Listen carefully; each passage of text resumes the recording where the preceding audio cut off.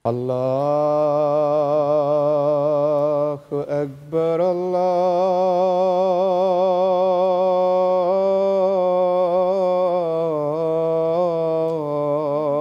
الله أكبر الله أكبر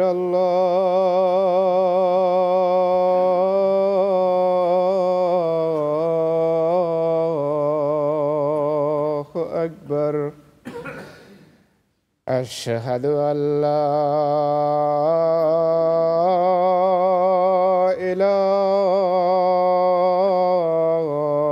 إله إلا الله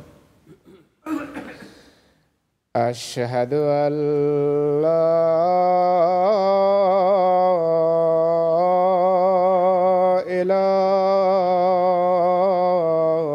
إله إلا الله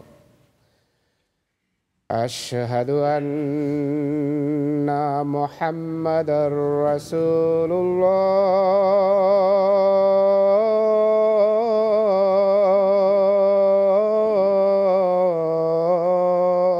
الله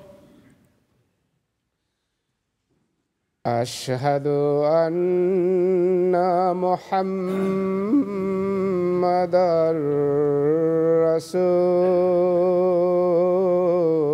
رسول الله حي على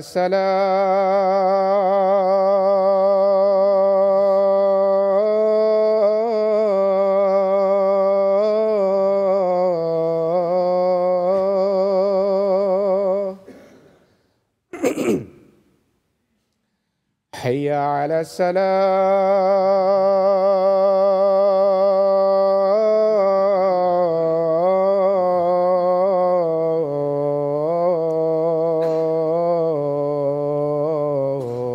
الصلاة حي على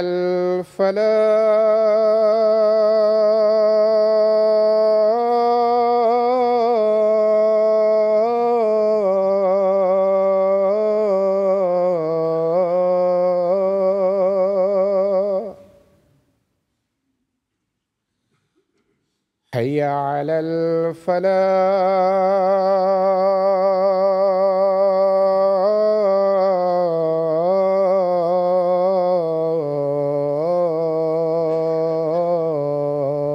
الفلاح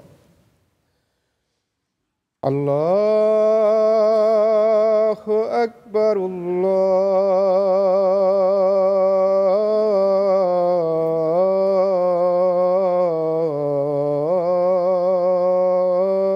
الله أكبر لا إله إلا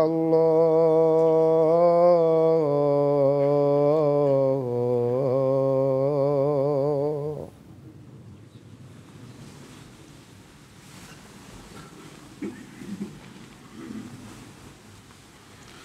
السلام عليكم ورحمة الله.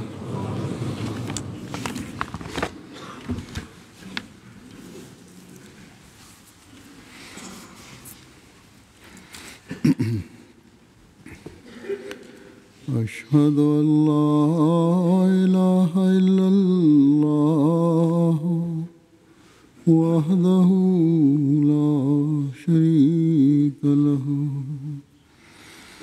وأشهد أن محمدا عبده ورسوله أما بعد فأعوذ بالله من الشيطان الرجيم بسم الله الرحمن الرحيم الحمد لله رب العالمين الرحمن الرحيم مالك يوم الدين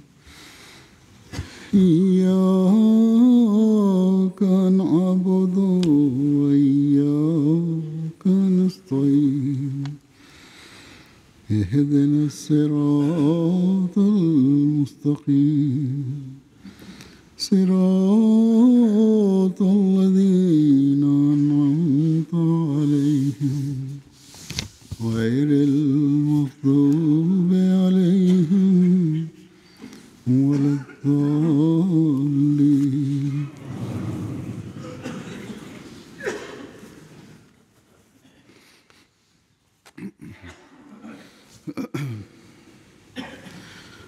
حضرت مسیح موعود علیہ الصلوۃ والسلام ایک جگہ فرماتے ہیں کہ ہر شخص کو چاہیے کہ اللہ تعالیٰ کا خوف کرے، اور اللہ تعالیٰ کا خوف اس کو بہت سی نیکیوں کا وارث بنائے گا۔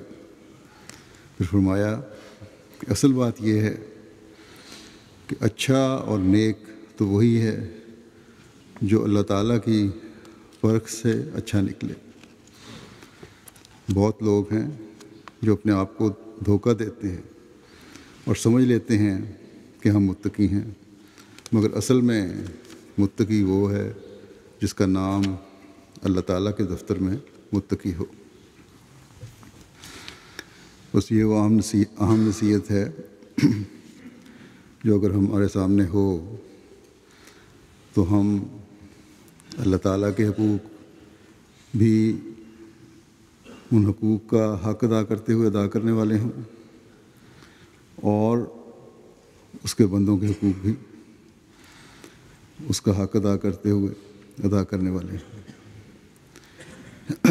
لیکن اگر ہم اپنے زوم میں عبادتیں کرنے والے اور اللہ تعالیٰ کا حق ادا کرنے والے اپنے آپ کو سمجھتے ہیں، لیکن ان تمام باتوں میں کسی بھی قسم کی بناوٹ یا دکھاوا ہے، یا ہم عبادتیں کر تو رہے ہیں لیکن اللہ تعالیٰ کی مخلوق کا حق ادا نہیں کر رہے، تو ایسی باتیں بھی خدا تعالیٰ کی نظر میں مقبول باتیں نہیں ہیں۔ اللہ تعالیٰ کی رضا کو حاصل کرنے والا نہیں بناتی، جو مقصد ہے کہ انسان کا عبادت کرنے کا۔ اس وقت میں ایک لمبی روایت ہے جو ایک نصیحت ہے یا وصیت کی صورت میں ہے، جو حضرت صلی اللہ علیہ وسلم نے حضرت معاذ کو کی تھی، آپ کے سامنے پیش کروں گا۔ حضرت صلی اللہ علیہ وسلم نے ایک دن حضرت معاذ سے فرمایا، یا معاذ انی محدثوں کا بحدیث ان انت حفظنہ نفع۔ اے معاذ، میں تجھے ایک بات بتاتا ہوں، اگر تو نے اسے یاد رکھا تو یہ تمہیں نفع پہنچائے گی، اور اگر تم اسے بھول گئے تو اللہ تعالیٰ کا فضل تم حاصل نہیں کر سکو گے، اور تمہارے پاس نجات حاصل کرنے کے بارے میں اطمینان کے لیے کوئی دلیل باقی نہیں رہے گی۔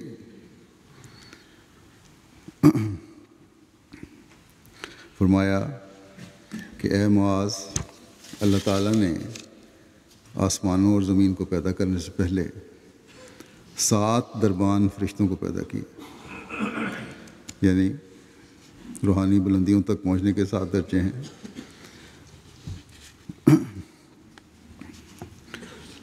اور اس کے مطابق انسان وہاں تک پہنچتا ہے، اور ان فرشتوں میں سے ایک کو ہر آسمان پر بطور بواب یعنی دربان کے مقرر کر دیا ہے۔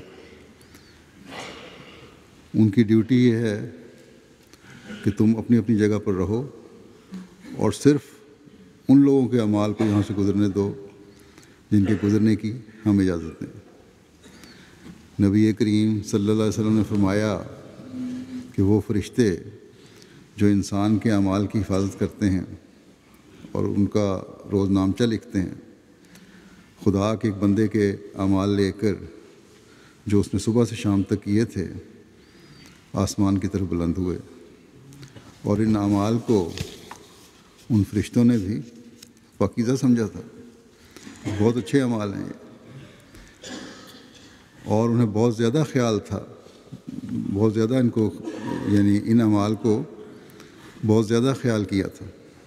لیکن جب وہ اعمال لے کر پہلے آسمان پر پہنچے تو انہوں نے دربان فرشتے سے کہا کہ ہم خدا تعالیٰ کے حضور ایک بندے کے اعمال پیش کرنے آئے ہیں، یہ اعمال بہت پاکیزہ ہیں۔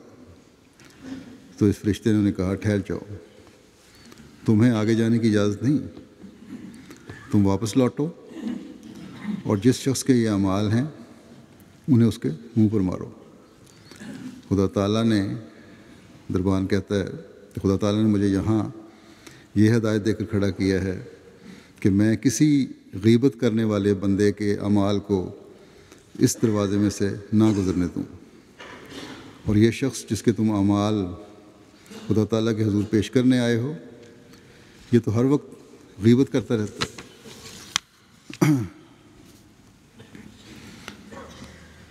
لوگوں کے پیچھے ان کی باتیں کرتا رہتا ہے۔ رسول کریم صلی اللہ علیہ وسلم نے فرمایا کہ کچھ اور فرشتے ایک اور بندے کے اعمال لے کر آسمان کی طرف چڑھے، وہ فرشتے آپس میں باتیں کر رہے تھے کہ یہ اعمال بڑے پاکیزہ ہیں اور یہ بندہ انہیں بڑی کثرت سے بجا لا رہا ہے، اور چونکہ ان اعمال میں غیبت کا کوئی شائبہ نہیں تھا اس لیے پہلے آسمان کے دربان اور حاجب فرشتے نے انہیں آگے گزرنے دیا۔ لیکن جب وہ دوسرے آسمان پر پہنچے تو اس کے دربان فرشتے نے انہیں پکارا ٹھہر جاؤ، واپس لوٹو اور ان اعمال کو ان کے بجا لانے والے کے منہ پر مارو۔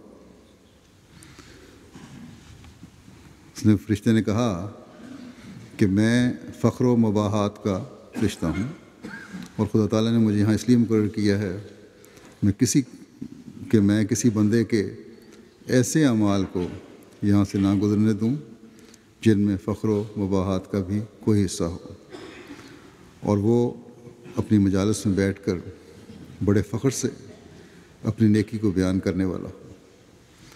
یہ شخص جس کے اعمال لے کر تم یہاں آئے ہو لوگوں کی مجالس میں بیٹھ کر اپنے ان اعمال پر فخر و مباحات کا اظہار کیا کرتا ہے۔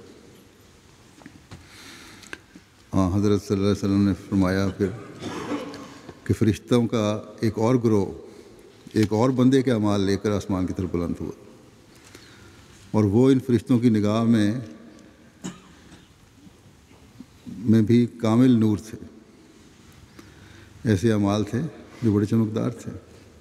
ان اعمال میں صدقہ و خیرات بھی تھا، روزے بھی تھے، نمازیں بھی تھیں، اور وہ محافظ فرشتے تعجب کرتے تھے کہ خدا تعالیٰ کا یہ بندہ کس طرح اپنے رب کی رضا کی خاطر محنت کر رہا ہے، اور چونکہ ان اعمال میں غیبت کا کوئی حصہ نہیں تھا، ان میں فخر و مباحات کا بھی کوئی حصہ نہیں تھا، اس لیے پہلے اور دوسرے آسمان کے دربان فرشتوں نے انہیں گزرنے دیا۔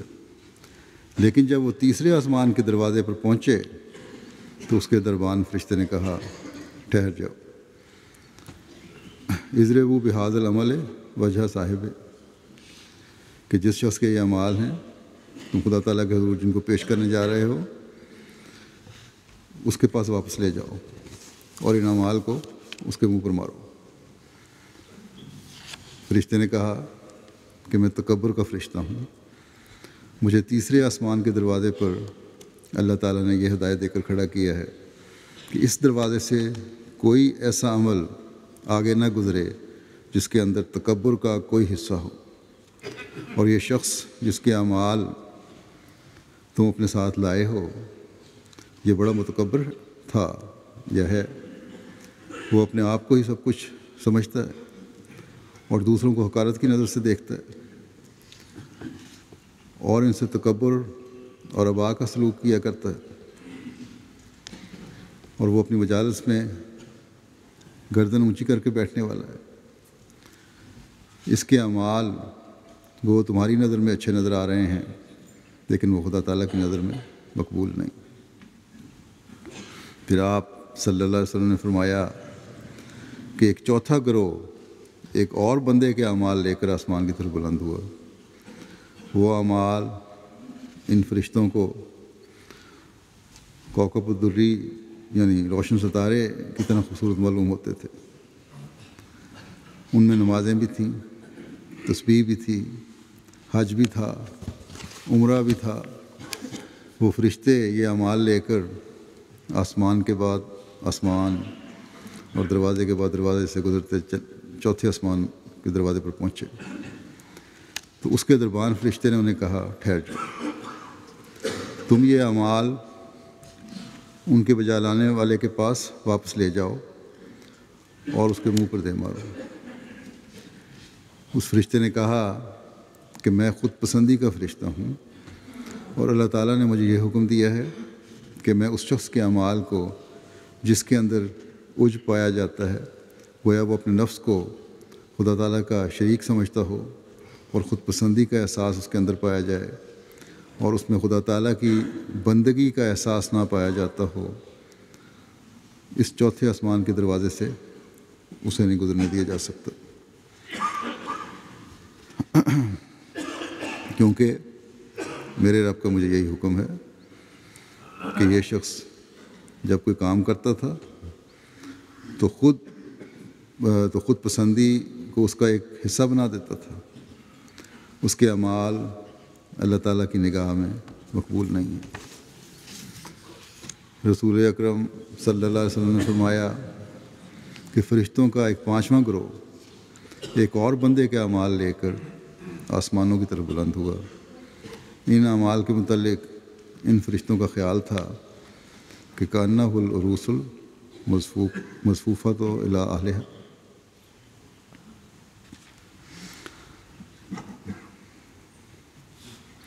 وہ ایک سجائی 16 سنگھار سے راستہ دلہن کی طرح ہے جو خوشبو پھیلاتی اور اپنے دلہا کے سامنے پیش کی جاتی ہے۔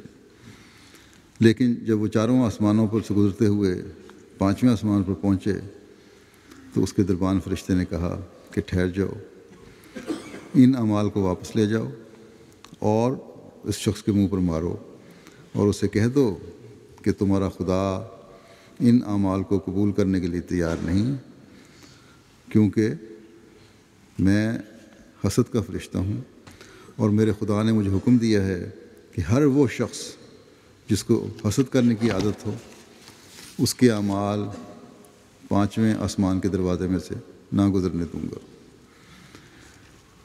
یہ شخص ہر علم حاصل کرنے والے اور نیک اعمال بجا لانے والے پر حسد کیا کرتا تھا۔ میں اس کے اعمال کو اس دروازے میں سے نہیں گزرنے دوں گا۔ کسی بھی عالم کو دیکھتا تھا، کسی بھی اچھے کام کرنے والے کو دیکھتا تھا تو حسد کرتا تھا، اس لیے یہ سوال نہیں پیدا ہوتا کہ یہاں سے گزر سکے۔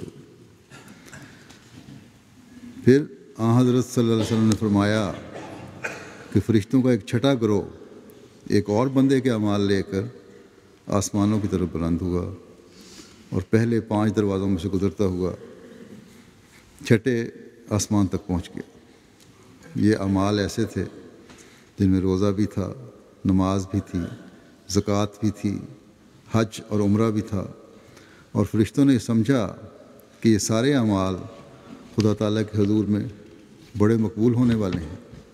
لیکن جب وہ چھٹے آسمان پر پہنچے تو وہاں کے دربان فرشتے نے کہا ٹھہر جاؤ، آگے مت جاؤ، انہ کان لا یرحم انسان من عباد اللہ، یہ شخص خدا تعالیٰ کے بندوں میں سے کسی بندے پر رحم نہیں کیا کرتا تھا، اور خدا تعالیٰ نے مجھے یہاں اس لیے کھڑا کیا ہے کہ جن اعمال میں بے رحمی کی آمیزش ہو میں انہیں اس دروازے سے نہ گزرنے دوں۔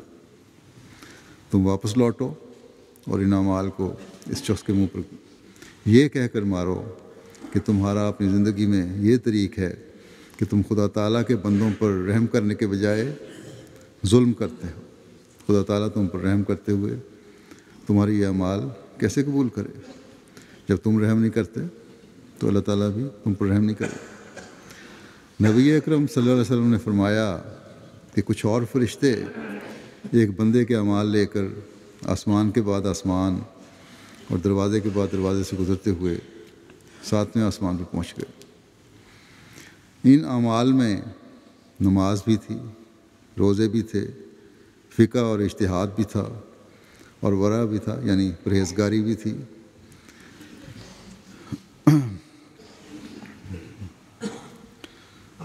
اور فرمایا کہ لہا دویٌ کا دوی النحل و ضوءٌ کا ضوء الشمس، کہ ان اعمال سے شہد کی مکھیوں کی ایسی آواز آتی تھی، یعنی وہ فخر سے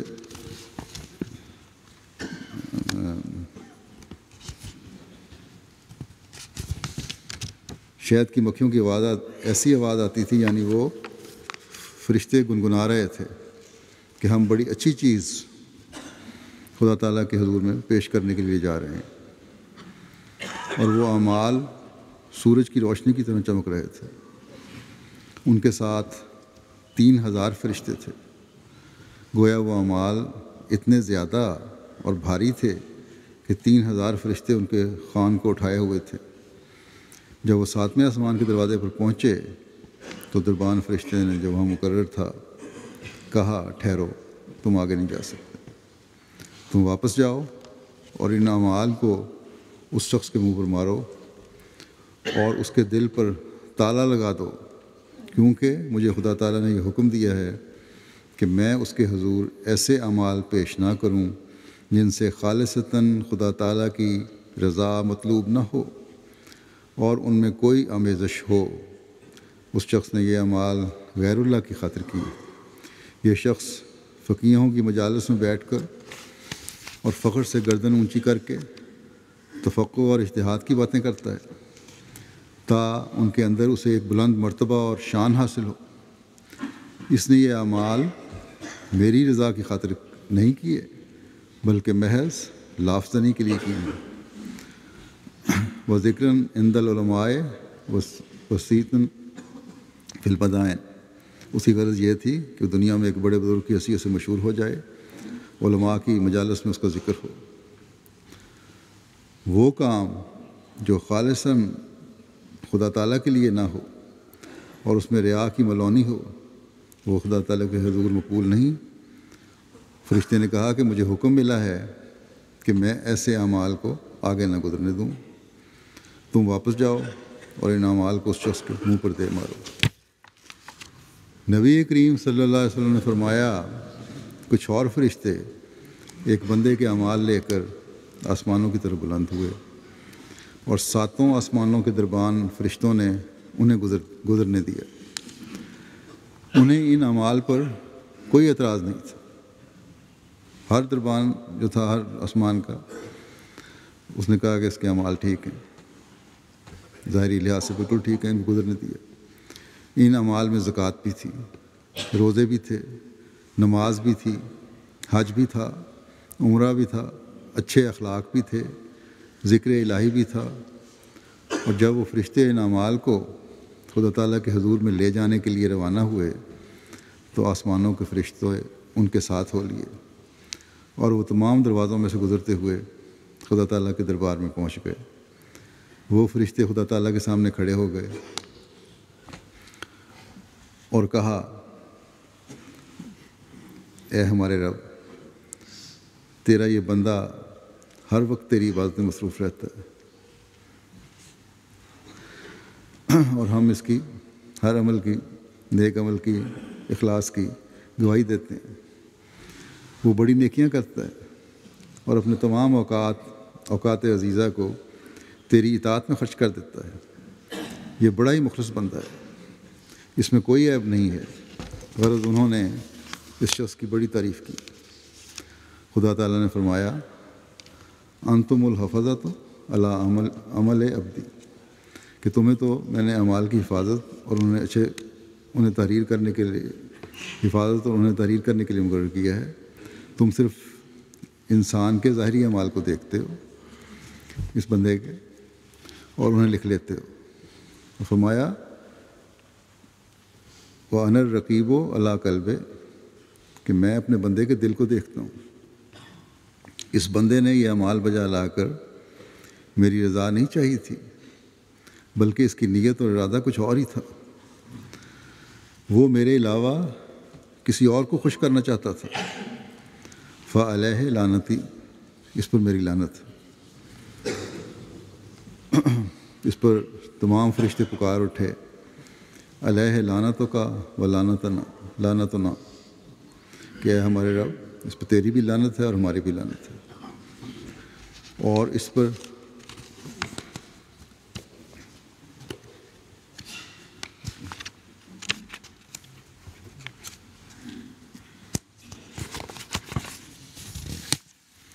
ساتوں آسمانوں اور ان میں رہنے والی ساری مخلوق نے اس پر لعنت کرنی شروع کر دی، یا اس پر لعنت کرنی شروع کر دے گی. حضرت معاذ رضی اللہ عنہ نے رسول اکرم صلی اللہ علیہ وسلم کی اس نصیحت کو سنا تو آپ کا دل کانپ اٹھا. آپ نے عرض کی کہ یا رسول اللہ، کیف لی بالنجات والخلوص. یا رسول اللہ، اگر اعمال کا یہ حال ہے تو کیسے نجات حاصل ہوگی ہمیں، اور میں اپنے رب کے قہر اور غضب سے کیسے نجات پاؤں گا؟ آپ نے فرمایا، اقتدے بھی، کہ تم میری سنت پر عمل کرو اور اس پر یقین رکھو کہ خدا تعالیٰ کا ایک بندہ خواہ کتنے ہی اچھے عمل کیوں نہ کر رہا ہو، اس میں ضرور بعض خامیاں رہ جاتی ہیں. اس لیے تم اپنے اعمال پر ناز نہ کرو، بلکہ یہ یقین رکھو کہ ہمارا خدا اور ہمارا مولا ایسا ہے کہ وہ ان خامیوں کے باوجود بھی اپنے بندوں کو معاف کر دیا کرتا ہے. وہ حافظ علی لسانک، اور دیکھو اپنی زبان کی حفاظت کرو اور اس سے کسی کو دکھ نہ پہنچاؤ، کوئی بری بات اس سے نہ نکالو. ولا تزکِ نفسہ کا علیہ، اور اپنے آپ کو دوسروں سے زیادہ متقی اور پرہیزگار نہ سمجھو، اور نہ اپنی پرہیزگاری کا اعلان کرو. ولا تدخل عمل الدنیا بعمل الآخرہ، اور جو عمل تم خدا تعالیٰ کی رضا اور اخروی زندگی میں فائدہ حاصل کرنے کے لیے کرتے ہو، اس میں دنیا کی آمیزش نہ کرو. ولا تمزق الناس فیمزقک کلاب النار، اور لوگوں میں فتنہ و فساد پیدا کرنے اور انہیں پھاڑنے کی کوشش نہ کرو. اگر تم ایسا کرو گے تو قیامت کے دن جہنم کے کتے تمہیں پھاڑ دیں گے. ولا تراء بعملک الناس، اور اپنے عمل ریا کے طور پر دنیا کے سامنے پیش نہ کیا کرو. تو یہ کرو گے تو پھر اللہ تعالیٰ کے فضل پہ تم پہ ہیں گے. بس حقیقی نیکیوں کی توفیق اور مقبول نیکیوں کی توفیق بھی اسی وقت ملتی ہے جب آن حضرت صلی اللہ علیہ وسلم کا اسوہ حسنہ ہمارے سامنے ہو. آپ باوجود کامیابیوں کی بشارتوں کے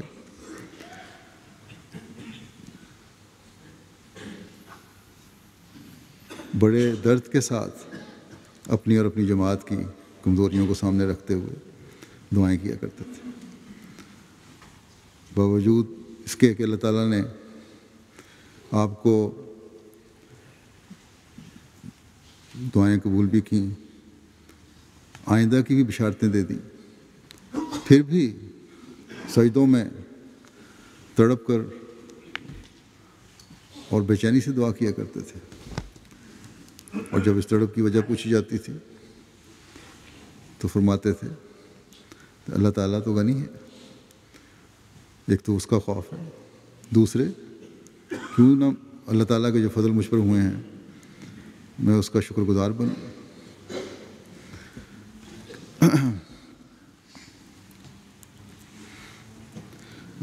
اللہ تعالیٰ نے کتنے ہی انعامات سے نوازا ہے اور امت کے لیے کتنے وعدے دیے ہیں، اس پر میں کیوں نہ شکر گزاری کروں. بس یہ وہ اسوہ ہے جو آپ نے ہمارے سامنے پیش فرمایا. حقوق العباد کا سوال ہے تو دنیاوی غرضوں سے پاک ہو کر بلا تخصیص ہر ایک کے آپ کام آ رہے ہیں، ہر ایک کی مالی مدد فرما رہے ہیں، جو سوالی بھی آیا ہے اس کی سوال کرنے والے کا سوال پورا فرما رہے ہیں، ہر ایک آپ کے رحم میں سے حصہ لے رہا ہے، ہر ایک آپ کے پیار اور شفقت سے فیض پا رہا ہے۔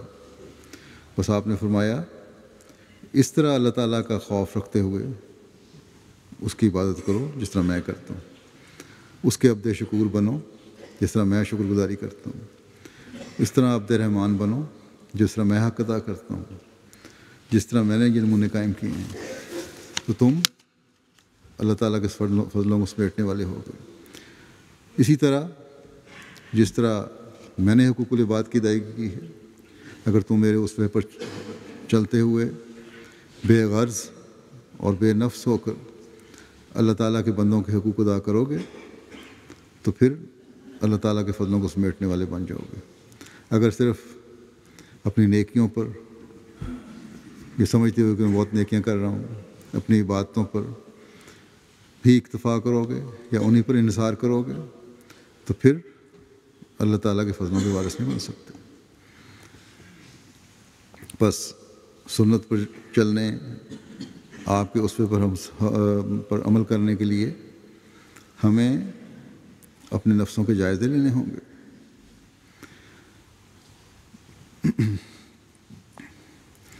خدا تعالیٰ کے حضور جھکتے ہوئے اس کا فضل مانگنا ہوگا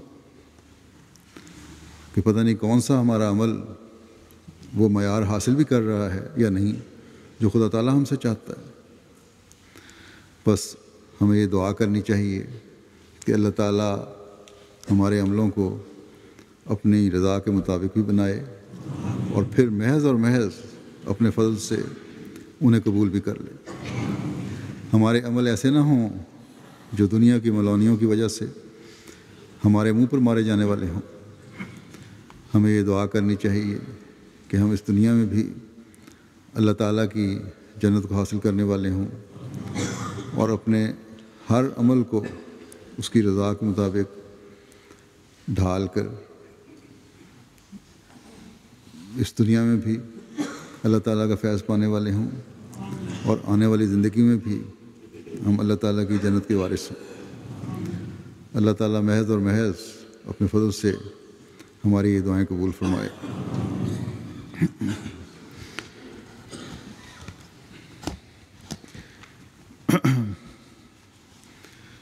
اس وقت میں جمعہ کی نماز کے بعد چند جنازے بھی پڑھاؤں گا، غائب جنازے۔ ایک تو ایک شہید کا جنازہ ہے اور دو دوسرے وفات افغان ہیں۔ جو ہمارے شہید ہیں مکرم اعجاز احمد کیانی صاحب، ادھر مکرم بشیر احمد کیانی صاحب اورنگی ٹاؤن کراچی کے، ان کی 18 ستمبر کو شہادت ہوئی ہے۔ انا للہ و انا الیہ راجعون۔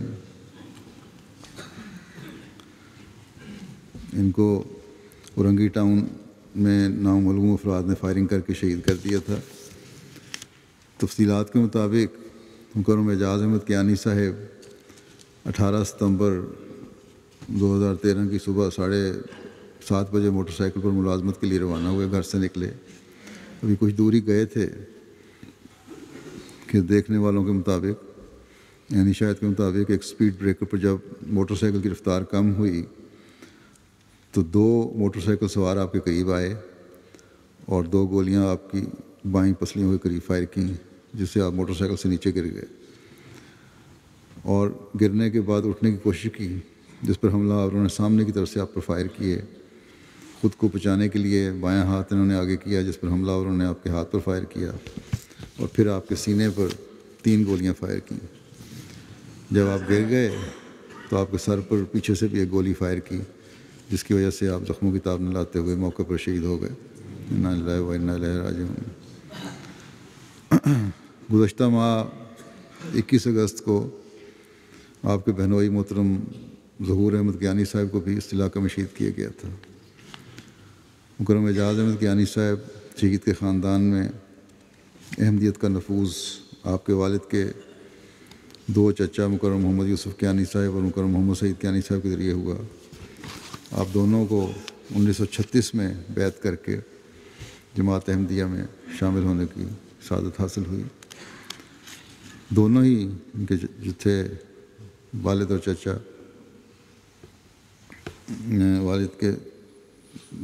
والد کے چچا بڑے صاحب علم تھے، علم دوست تھے۔ انہوں نے باقاعدہ مطالعہ کرنے کے بعد بیعت کی توفیق حاصل کی تھی۔ شہید مرحوم کے خاندان کا تعلق پریم کوٹ مظفر آباد آزاد کشمیر سے تھا۔ شہید مرحوم 1 دسمبر 1984 کو کراچی میں پیدا ہوئے اور کراچی میں ہی انٹر تک تعلیم حاصل کی۔ پھر 5 سال قبل پاکستان ملٹری آرڈیننس نے بطور سویلین ڈرائیور ملازمت اختیار کی۔ شہادت کے وقت آپ کی عمر 29 سال تھی۔ شادی 2009 میں صوبیہ صاحبہ سے ہوئی جو راجہ عبدالرحمٰن صاحب کوٹلی کشمیر کی بیٹی تھیں۔ شہید مرحوم انتہائی مخلص، صلح جو، نرم خو اور خاموش طبیعت کے مالک تھے۔ جماعتی خدمات کے حوالے سے ہمیشہ تعاون کرتے تھے۔ جب کسی ڈیوٹی کے لیے بلایا جاتا تو ہمیشہ اطاعت کا مظاہرہ کرتے۔ ان کے بھائی مکرم اعجاز احمد کیانی صاحب نے بتایا کہ شہادت سے 1 روز قبل اپنے بہنوئی مکرم ظہور احمد کیانی صاحب شہید کے ذکر پر آبدیدہ ہو گئے۔ ظہور کیانی صاحب شہید کی بہت عزت کیا کرتے تھے اور بڑے بھائی اور باپ کا مقام دیا کرتے تھے۔ ان کی شہادت کے بعد کوئی بھی دن ایسا نہیں گزرا کہ آپ ان کے گھر جا کر خیریت نہ معلوم کی ہو ان کی بچوں کی۔ شہادت پر ان کی شہادت کا بڑا گہرا اثر تھا ان پر۔ شہید کی مرحوم کی والدہ نے بتایا کہ 4 بہنوں کے بعد بہت دعاؤں کے ساتھ اللہ تعالیٰ نے یہ بیٹا عطا کیا تھا۔ سوچ سمجھ کے یہ بات کیا کرتا تھا۔ میرے ساتھ انتہائی پیار اور عقیدت کا تعلق تھا۔ ڈیوٹی پر جاتے ہوئے ہاتھ ملا کر خدا حافظ کہہ کر جاتا تھا۔ میری دوائی کا خاص خیال رکھتا تھا۔ بہنوں کا اس طرح خیال رکھتا جیسے بڑے بھائی ہو۔ بہت نرم طبیعت تھی۔ جب بھی گھر میں کوئی چیز لاتا تو خواہش ہوتی کہ سب کو دوں۔ ان کی اہلیہ کہتی ہیں کہ شہید مرحوم بہت اچھی طبیعت کے مالک تھے۔ ہر ایک کا فرض ادا کیا۔ اچھے بیٹے، اچھے بھائی، اچھے باپ اور اچھے شوہر تھے۔ کہتی ہیں جب بھی میں کبھی پریشان ہوتی تو پھر تسلی دلاتے، اللہ تعالیٰ کی طرف توجہ دلاتے۔ بچوں کے ساتھ انتہائی شفقت کا سلوک۔ ان کے بہنوئی کی جو شہادت ہوئی ہے گزشتہ ماہ، تو بار بار کہتے رہے کہ کاش میں ان کی جگہ ہوتا۔ شہید مرحوم نے والدین پسماندگان میں والدین کے علاوہ اہلیہ محترمہ، ایک بیٹی عزیزہ دریدن اعجاز عمر 4 سال اور ایک بیٹا برہان احمد 1.5 سال سوگوار چھوڑے ہیں۔ کراچی میں حالات اس لحاظ سے خاص طور پر بہت خراب ہیں۔ لگتا ہے کہ ایک ٹولہ ہے جو احمدیوں کی ٹارگٹ کلنگ کر رہا ہے۔ اس مقصد کے لیے خاص طور پر مقرر کیا گیا ہے۔ اللہ تعالیٰ ان کی پکڑ کے بھی جلد سامان پیدا فرمائے۔ اصل میں تو مولوی اور ان کی ہم نوائی میں حکومت کی شے پر یہ سب کچھ ہو رہا ہے۔ اللہ تعالیٰ اس ظالم گروہ کی بھی جلد پکڑ کے سامان پیدا فرمائے۔ دعاؤں کی بہت زیادہ ضرورت ہے۔ کراچی میں زیادہ خاص طور پر ہے، لیکن عمومی پاکستان میں بھی حالات بہت خراب ہیں۔ لاہور میں بھی اسی طرح کئی جگہ کئی احمدیوں کو اغوا کرنے کی کوشش کی گئی، مارنے کی کوشش کی گئی۔ اللہ تعالیٰ سب احمدیوں کو وہاں اپنی حفظ و امان میں رکھے۔ دوسرا جنازہ جو آج اس کے ساتھ ادا کیا جائے گا وہ مکرم عبد المومن صاحب درویش ابن مکرم اللہ صاحب کا ہے۔ قادیان کے درویش تھے۔ 11 ستمبر 2013 کو مختصر علالت کے بعد 97 سال کی عمر میں وفات پا گئے۔ انا للہ و انا الیہ راجعون۔ 1916 میں سندھ میں پیدا ہوئے تھے۔ آپ کی پرورش پھر اس کے بعد جنڈا والا فیصل آباد آ گئے، وہاں ہوئی، وہیں تعلیم و تربیت پائی۔ غالباً 1945 میں دینی تعلیم کے حصول کے لیے قادیان آ گئے تھے۔ یہیں پہلی شادی ہوئی، لیکن پارٹیشن کی وجہ سے قائم نہ رہ سکی اور اس سے کوئی اولاد بھی نہیں تھی۔ دوسری شادی دور درویشی میں اڑیسہ میں مکرم سید وسیق الدین صاحب صحابی مسیح موعود علیہ السلام کی پوتی اور مکرم سید محی الدین صاحب مرحوم کی بڑی بیٹی امت اللہ حمیدہ صاحبہ سے ہوئی۔ ان کے وطن سے 8 بچے پیدا ہوئے، 5 بیٹے اور 3 بیٹیاں۔ آپ کے 5 بیٹے سلسلے کی خدمت بجا لا رہے ہیں۔ آپ نے اپنی درویشانہ زندگی نہایت سادگی اور بڑے صبر و تحمل کے ساتھ گزاری۔ دکانداری اور مختلف کام کر کے گزارا کرتے تھے۔ دفتر زائرین میں خدمت بجا لاتے رہے۔ غیر مسلموں کو بڑے شوق سے تبلیغ کرتے تھے۔ آپ نے دیہاتی مبلغ کی حیثیت سے بھی خدمت کی توفیق پائی۔ اسی دور میں ادیب فاضل کی ڈگری بھی حاصل کی۔ صوم و صلوات کے بڑے پابند، مخلص اور باوفا انسان تھے، اور کمزوری کے باوجود بھی آخری عمر تک باجماعت نماز کھڑے ہو کر ادا کیا کرتے تھے۔ قرآن کریم سے بہت شغف تھا، باقاعدگی سے تلاوت کرنے والے تھے، مرحوم موسیقی تھے۔ تیسرا جنازہ ہے مکرم شیخ رحمۃ اللہ صاحب کا، جو مختصر علالت کے بعد 12 ستمبر کو 94 سال کی عمر میں وفات پا گئے۔ انا للہ و انا الیہ راجعون۔ آپ نے 1943 میں 24 سال کی عمر میں احمدیت قبول کی تھی۔ آغاز میں دہلی کے امریکی سفارت خانے میں بطور کلرک ملازمت کی، پھر 1946 میں پہلے لاہور اور پھر 1 سال کے بعد کراچی منتقل ہو گئے، جہاں چودھری شاہ نواز صاحب کے پاس ادویات کی درآمد کا کام شروع کیا، اور پھر جگہ نہیں تھی ان کی تو دفتر میں سو جایا کرتے تھے۔ 1950 میں چودھری شاہ نواز صاحب کی مدد سے اپنا ذاتی کاروبار شروع کیا، جس میں بہت اللہ تعالیٰ نے برکت عطا فرمائی۔ دنیاوی تعلیم صرف میٹرک تھی، لیکن بظاہر بڑے پڑھے لکھے لگتے تھے اور ہر کوئی یہی سمجھتا تھا کہ کافی تعلیم ہے۔ 1950 میں نائب امیر کراچی مقرر ہوئے۔ 1953 کے فسادات میں حضرت مسلم موعود نے آپ کو وقتی طور پر چودھری عبداللہ خان صاحب کی جگہ امیر جماعت کراچی مقرر کیا، کیونکہ اس وقت چودھری صاحب سرکاری ملازم تھے اور امکان تھا کہ انہیں ملازمت سے ہٹا دیا جائے گا۔ تاہم اس کے بعد چودھری صاحب کی علالت کے بعد باعث آپ بطور امیر کراچی کام کرتے رہے۔ 1964 تک اس عہدے پر فائز رہے۔ 1953 میں جو کراچی کی تاریخ لکھی گئی ہے اس میں لکھا ہے کہ 1953 کے فسادات میں حضرت مسلم موعود نے کراچی میں بھی ایک علیحدہ صدر احمدیہ قائم فرمائی تھی۔ اس کے ناظر اعلیٰ بھی آپ کو مقرر فرمایا تھا۔ حضرت مسلم موعود رضی اللہ عنہ کی طویل علالت کے زمانے میں جو نگران بورڈ قائم ہوا تھا، اس کے بھی آپ ممبر رہے۔ خلافت کے وفادار، صاف کو، دیانتدار، بہت دعا کرنے والے اور مولی قربانی میں کرنے والے انسان تھے۔ سخی دل اور مخلص انسان تھے۔ خلافت سے تعلق تو میں بھی جب خلافت کے بعد میرے سے انہوں نے بہت تعلق رکھا اور ہمیشہ بڑا احساس تھا ان کو، اور ذرا ذرا سی تکلیف کا احساس کیا کرتے تھے۔ دوستوں، عزیزوں اور ضرورت مندوں کی مالی امداد بھی کیا کرتے تھے۔ اب کا حلقہ احباب کافی وسیع تھا، دوست احباب تمام دنیا میں پھیلے ہوئے تھے، اور تعلقات کی وسعت کی وجہ سے تبلیغ بھی کیا کرتے تھے۔ اللہ کے فضل سے آپ موسی تھے۔ آپ کے ایک صاحبزادے ڈاکٹر نسیم رحمۃ اللہ صاحب لمبے عرصے سے صدر جماعت کلیولینڈ اور نائب امیر امریکہ ہیں، اور جماعتی ویب سائٹ جو ہے الاسلام.org اس کے چیئرمین کی حیثیت سے خدمت کر رہے ہیں۔ ان کے دوسرے بیٹے شیخ رحمۃ اللہ صاحب نائب امیر فیصل آباد ہیں۔ اسی طرح جو مشاورتی بورڈ ہے مرکز کا پاکستان میں صنعت و تجارت کا، اس کے صدر بھی ہیں۔ ان کی ایک صاحبزادی جمیلہ رحمانی صاحبہ یہاں بھی لجنہ میں خدمات بجا لاتی رہیں۔ غلام رحمانی صاحب سیکٹری وسایا یہاں UK میں رہیں بڑا عرصہ۔ اسی طرح چھوٹی بیٹی ان کی ندرت ملک صاحبہ ہیں، جو صدر لجنہ کولمبس اور ریجنل صدر ایسٹ مڈ ویسٹ ہیں امریکہ میں. اللہ تعالیٰ تمام مرحومین کے درجات بلند فرمائے اور ان کے لوائبین کو صبر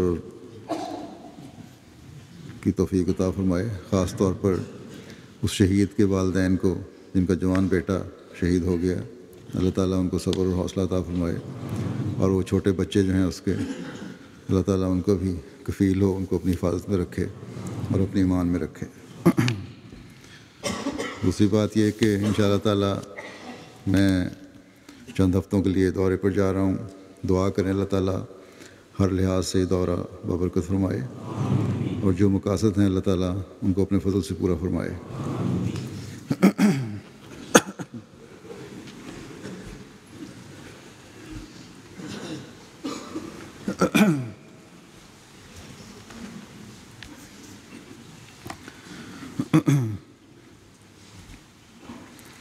الحمد للہ نحمده ونستعینه ونستغفره ونؤمن به ونتوکل علیہ ونعوذ باللہ من شرور انفسنا ومن سیئات اعمالنا من يهده الله فلا مضل له ومن يضلل فلا هادي له ونشهد أن لا إله إلا الله ونشهد أن محمدا عبده ورسوله.